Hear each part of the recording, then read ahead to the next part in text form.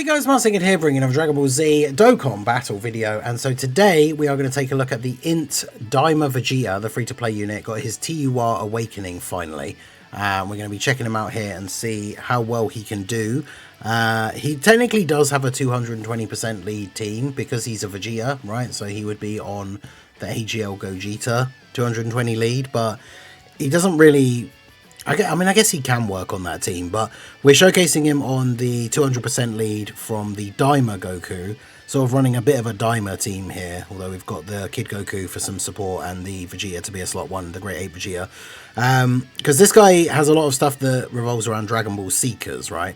So his super attack is raise attack and greatly raise defense for 1 turn, does supreme damage. And then his passive is attack and defense 150, all allies 2 key and 40% defense. Then if there's another Dragon Ball Seekers ally in the same turn, he's giving an extra 1 key and 20% crit chance. He guards all attacks, he has a medium chance to dodge, and then for each attack received or evaded, he gets 30% attack and defense up to 150 and 10% crit chance up to 50. So he needs to dodge or receive 5 attacks in total to be fully built up. I guess realistically, the Dragon Ball Seeker ally part of his passive is just making his support 1 extra key and 20% crit chance, which realistically isn't going to make that huge of a difference. So I guess you could run him on the Gogeta team and he would still be fine. But this team obviously provides a lot of support, right? It's like he was on turn 2, so this is turn 2. Turn 1 we had Glorio, so his support is active. We had the Daima Goku and he got 1 super attack off, so obviously his attack support is active here now as well. And the Kid Goku got the orbs that he needs, so he gives like an extra 8% for 2 turns. So this guy, even with all that support, he's only starting off at 130k here start of turn. So he is going to get, what, 60 odd k? So he's going to be close to 200k defense when he supers, which isn't a crazy amount. I mean, this Vegeta, this Majin Vegeta does 350k normals. But obviously each hit we take or dodge, we get the buff, right? And there are actually, is that 5? Yeah, there are 5 attacks in slot 2. So the best part about this rotation is we actually can get the Daima Vegeta fully built up, which I suppose the problem with this unit is going to be he is a free-to-play unit and he's like a floating support. So him having guard is good, but like him needing to be hit a bunch of times to build up is obviously not ideal, because a lot of the time, especially if he's floating in slot 3, like turns like this, right, there's 1 attack in slot 3. So 1.8 million is his starting attack stat here. And then he takes, yeah, 200k. Then there's a dodge, which does give him the buff as well. Then it's 130, 93, and then a dodge. Okay, so his passive is fully built up now, but oof. I mean, I guess to be fair, this Majin Vegeta, he greatly raises attack on super, and he had super attacked already. So that puts his attack up to, what? It's actually like 550, close to 600k. But yeah, that first hit, that's a bit of a yikes.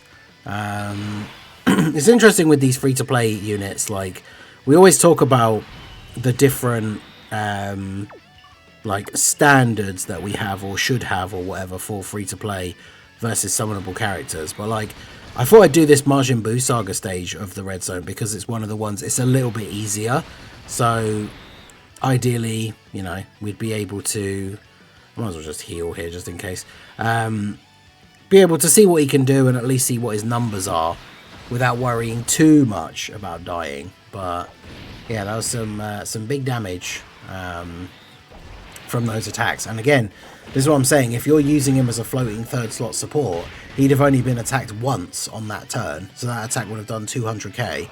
Then he wouldn't be back for another couple of turns. Chances are we'd probably be on to the next phase by then, which is the STR Fat Buu, who hits for 750k. He hits over twice as hard as that Vegeta, and we'd have only been hit once. We'd only got 1 proc on his passive. So then against the STR Kid Buu, like, he's probably getting hit for like 400k. Even with the guard, maybe like 300. But that's obviously not ideal for a floating support. Like, I feel like when it comes to free-to-play characters, one of the biggest things that they can do and that we have seen them do in the past in order to give them this little bit of like survivability, like if they are a support unit, is by giving them a more dodge-based like defense. And obviously this guy has dodge, but it's like a 30% chance. So, yeah, see, now he's fully maxed out. His defense is going to go up a little bit, obviously, when Glorio is locked in slot 3. But he's at 263k, which means after he supers, he's going to be at, what, maybe like 400 with the Glorio support, 400k and guard. So at least against this enemy, obviously, we would tank for double-digit damage. But I suppose let's put him in slot 1 just so we actually get a chance to see him attack, because I'm not sure if we will if we put Daima Vegeta in slot 1. So let's go ahead and see what we get here. So yeah, 4.8 is his attack stat, so almost 5 million, but that's like his peak on this team, obviously, unless he gets an additional super. But yeah, the fact that his chance to dodge is only 30%, because it's good that he gets the passive build up, whether he gets hit or dodges. But yeah, the dodge in his passive only 30%, so he absolutely, in terms of his build, you absolutely want to go full dodge. And ideally, he just dodges everything. But the thing is, we've seen the number of times characters that have a 70% chance to dodge and they don't dodge. Like, this guy really should have just had high chance to dodge. I mean, I feel like that minor change, not only does it make him significantly better, but I feel like that minor change doesn't suddenly make him like the best free-to-play unit or anything. So, again, it's something that we come back to a lot. It's something we talk about a lot with like the World Tournament EZAs and stuff, where it's just like, why didn't they make him slightly better than he is, right? Like, high chance to dodge, like I say, doesn't suddenly make him the best free-to-play unit, but it would significantly improve him, right? So it would be very helpful. I do like this kind of build of like a Dragon Ball Seekers team though with the Goku, because we've got like the Kid Goku giving everybody a little bit of extra damage reduction is really good. So obviously as we get more Daima characters, what will essentially be like the full Daima team will be quite fun. I guess it just depends, because obviously once they're adults again, they've obviously used the Dragon Balls, so I'm wondering, with the way Dokkan is so funny with categories anyway, I wonder if when we get the when we actually get the adult versions of like Super Saiyan 3 Vegeta and like the Super Saiyan 4 Goku, are they even going to be on Dragon Ball Seekers? Because obviously at that point they're not seeking the Dragon Balls anymore. So yeah, it'll be interesting to see. So you can see with all the support and everything, we've got 322k start of turn defense. So he gets 50% on super and then has guard. The interesting thing, I guess, will be to see how well he tanks Fat Boo here at the end, because this is obviously how we would run the rotation. Like, if we were just running the team the way we would to just try and win the event, obviously Vegeta would be a third slot floating unit. We've kept him on rotation for a little bit to see how he does and get him fully built up, but let's see how he does here. Because bear in mind, again, this Fat Boo, 750k normals he does. Also, the Daima Vegeta not having guard is coming into play here. Fortunately, still tank that relatively well. I mean, remember that Majin Buu, this Fat Buu, he does 2.1 million damage on his super attack. So, people, I know it's not the craziest, right? I know we've got bosses that do a lot more than that, but considering Daima Vegeta doesn't have guard, that's still pretty decent tanking for slot 1. Again, remember, we're under Daima Goku's leader skill as well, so we're only getting a 200% lead. Annoyingly, the INT Vegeta isn't on the Super Saiyan 3 Daima Vegeta's full 220 lead, because his plus 50% is for Power Beyond Super Saiyan, and obviously this free-to-play Vegeta is in base. So, Daima Goku attacking first does give us the attack buff though. Shame we didn't get the additional super. Hidden potential? Nope. Alright, so what do we get here? Can we break the... We can probably break 5. Do we get to 6 million here? The support and everything? Okay, no, we don't even break the 4. Oh, man, potentially we have extra links with the Vegeta, don't we? Which we had up last time. Okay, so he does take double-digit damage. Okay, that's good. From Fat Boo, who's doing 750k normals. Obviously, it just goes without saying that when it comes to this guy, he is not going to be tanking... Oh, wow. The orbs here are really bad, huh? He's not going to be tanking super attacks, but I think when it comes to characters, when they're free-to-play especially, and then obviously free-to-play support units, like we're not really expecting them to tank super attacks, especially when they are that support unit like archetype. So it's not really surprising that he's going to die to a super. But I suppose in some of these events, like again, when we talk about standards for free-to-play characters, some of you guys have said in the comments, right, that like we shouldn't expect them to be good against the hardest fights in the game. So something like this, which is one of the mid-level red zones from the anniversary, the fact that he's tanking normals from the majority of these phases. What's the final? Kid Buu starts off only doing 610, but he gets 20% attack with each turn passed up to 100%. So it will go up to 1.2. So eventually the Kid Buu boss will be doing 1.2 million damage normals.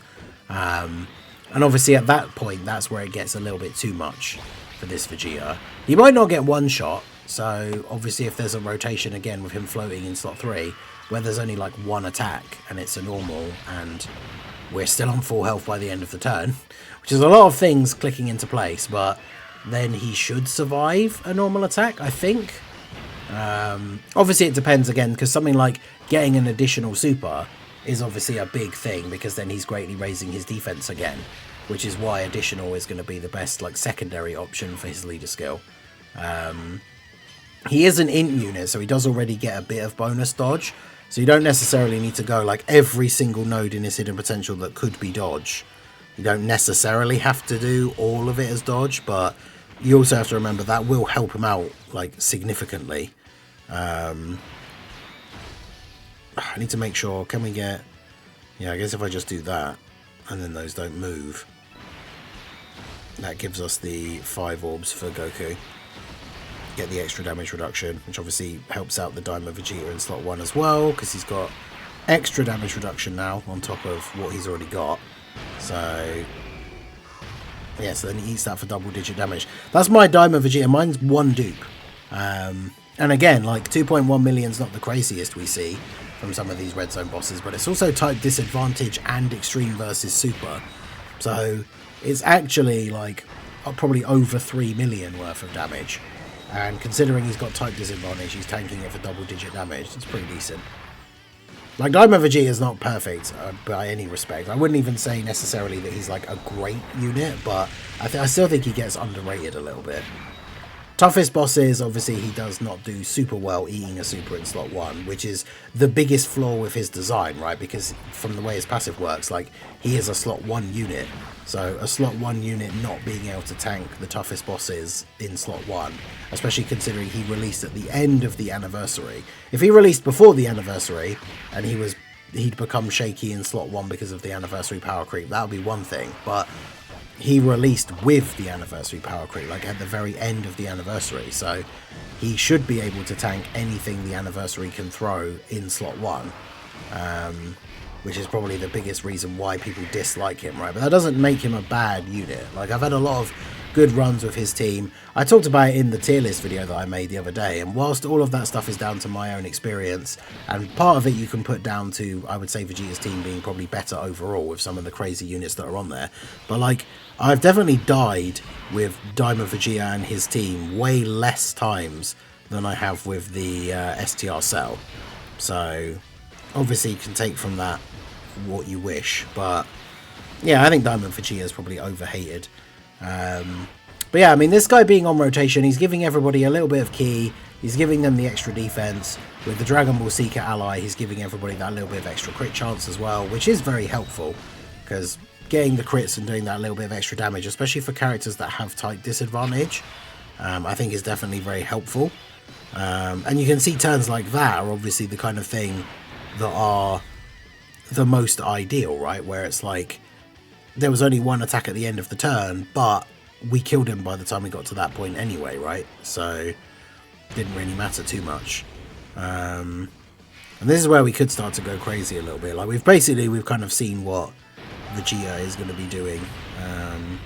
Now we just see how quickly we can sort of end off the event here.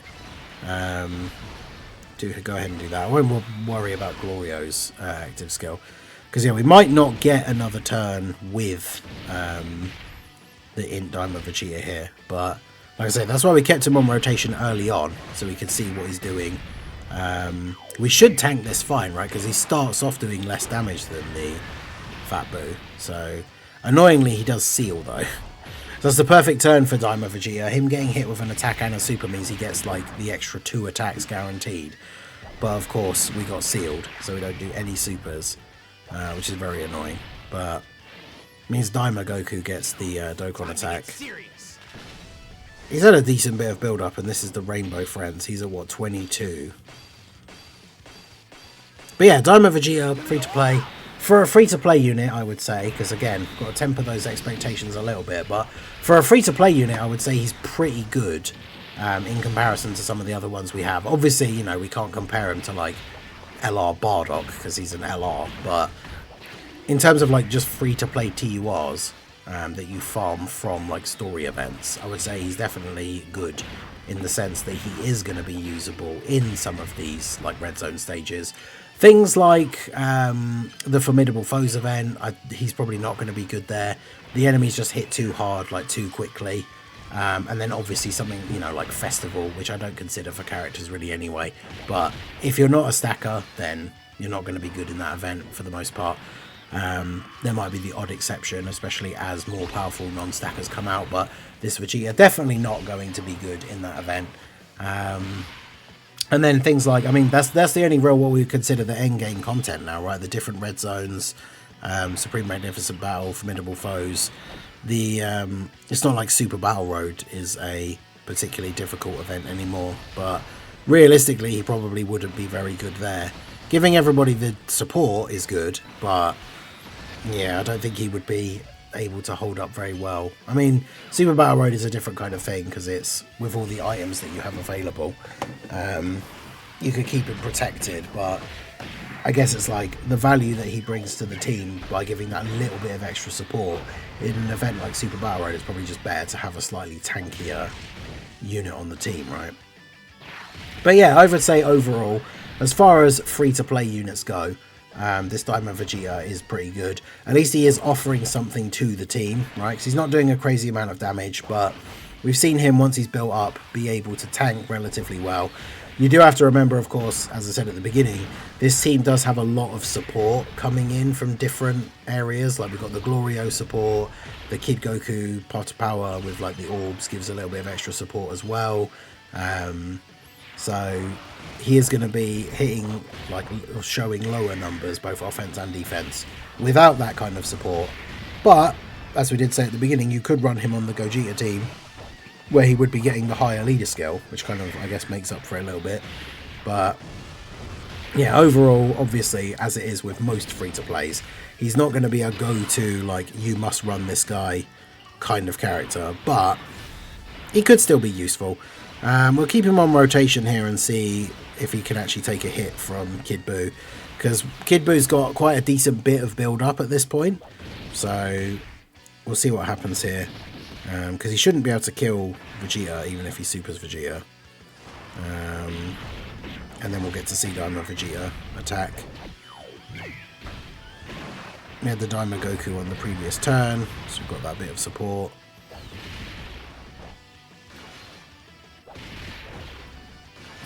Yeah, getting sealed again, so all the normals. It's the most annoying thing about this Kid Buu fight, is him usually supers in slot 1 and seals you, so... Oh, and of course, we don't do any damage because we have a physical attack, so it gets negated. And then he just dodged, which, I mean, to be fair, he has medium chance, and then, like I said, a full dodge build. But there will be situations like that where he just dodges the attacks, and does come in clutch for you in that regard. So, yeah, I don't know. I'd say he's good for a free-to-play. That's always the caveat, right? Like, if you have the option to bring, like, you know, if you had every unit in the game, this guy probably isn't going to make the cut for a lot of these teams, but at the end of the day, at least he is able to contribute something, which, you know, is more than we can say for free-to-play units like the physical Trunks and Goten exchange from the anniversary, for example, right, where, like, what do they even do? If they were a support, I think that's when it comes to free-to-play units now, their best chance of being usable on teams with summonable characters is if they're giving support, and then they just have to be defensively viable enough to survive in some of these events. But anyway, let me know what you guys think down below in the comment section. final verdict, like I say, for a free-to-play unit, I would say that he is pretty good. But yeah, you'll just have to let me know your thoughts down below. Be interesting when we get the full like Daima team and to see whether those other Daima units are going to be on Dragon Ball Seekers. But I guess we'll have to wait and see. So that is going to be it for the video, guys. This has been the Masked Ningen. Smash that like button, subscribe to the channel if you are new. Check out the links down below, and I will see you all again soon. Have a good one.